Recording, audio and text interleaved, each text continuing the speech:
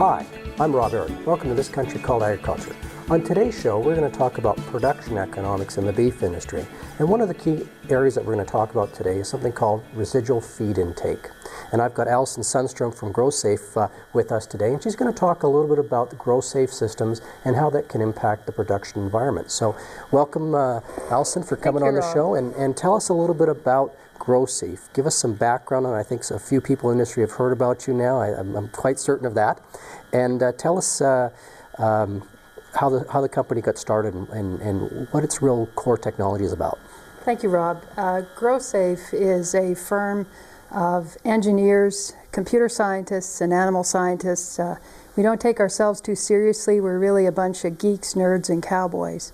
And what we've built is a data acquisition platform that collects data from multiple environmental and biometric sensors in the production environment.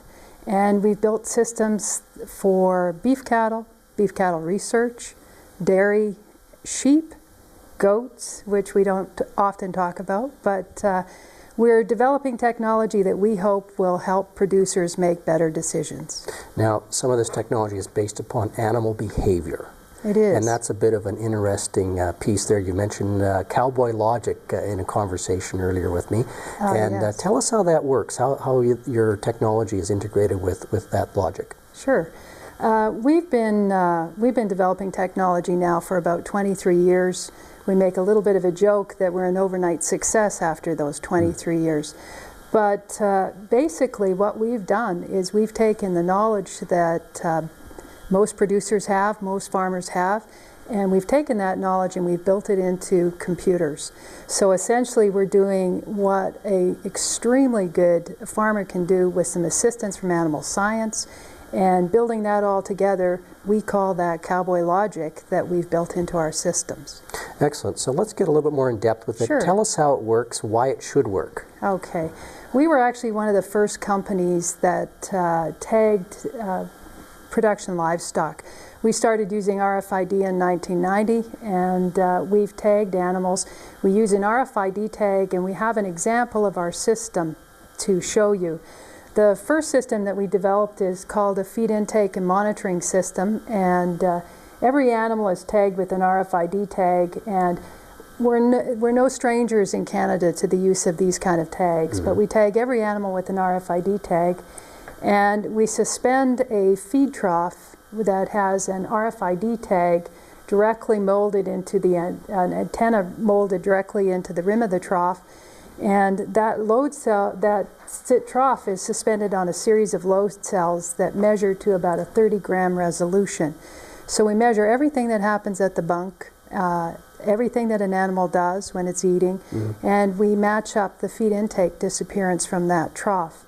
There's a panel that you see in the picture, and that panel contains really the guts and the sense of our technology. And this small microprocessor actually drives all of our technology. It drives the collection of RFID tags, the reading of the tags, it collects information from the sensors we deploy, and that little panel and that microprocessor can transmit data up to 30 miles line of sight, in some cases 60 miles, and it transmits it to a data acquisition computer, which has software installed on it and collects all of the data and analyzes it in real time.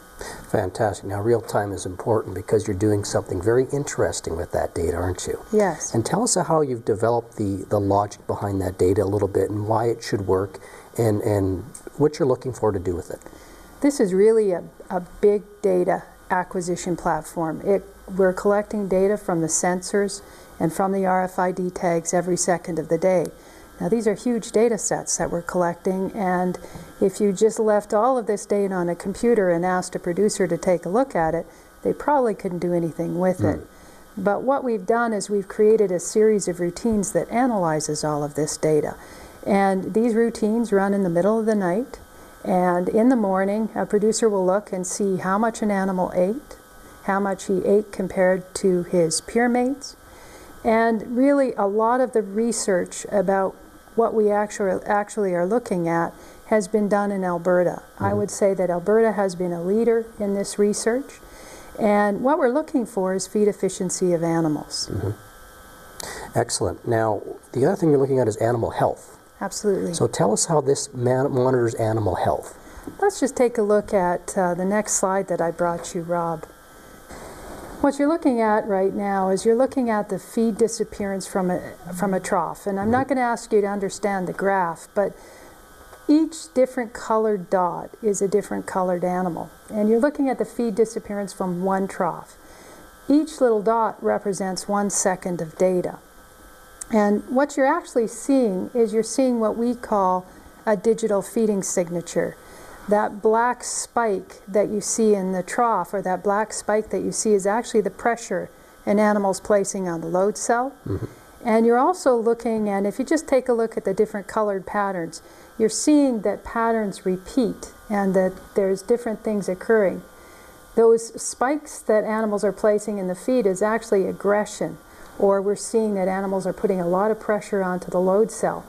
We see a lot of things in feeding behavior. And back to the thought process of cowboy logic, a good cowboy looking at animals can tell you pretty quickly what he sees in terms of behavior, in terms of aggression perhaps, dominance, behavioral patterns we see in animals, and we're looking for those kind of things within that data.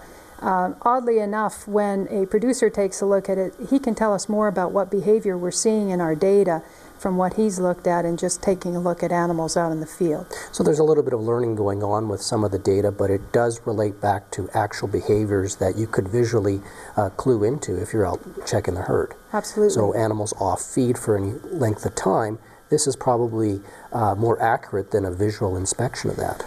We found in sick cattle, we found that we can identify sick cattle about 4 days in advance of visual symptom expression. 4 days. Because of the fact that animals perhaps like to hide their symptoms. It's a bit of a survival of the fittest. But we see in their patterns that if they are doing something, if they are becoming ill, we can actually see from the pattern what is occurring. Excellent. When we come back, we're going to have a look at a couple case studies of where you've implemented this and how this is working. So Great. Join us shortly.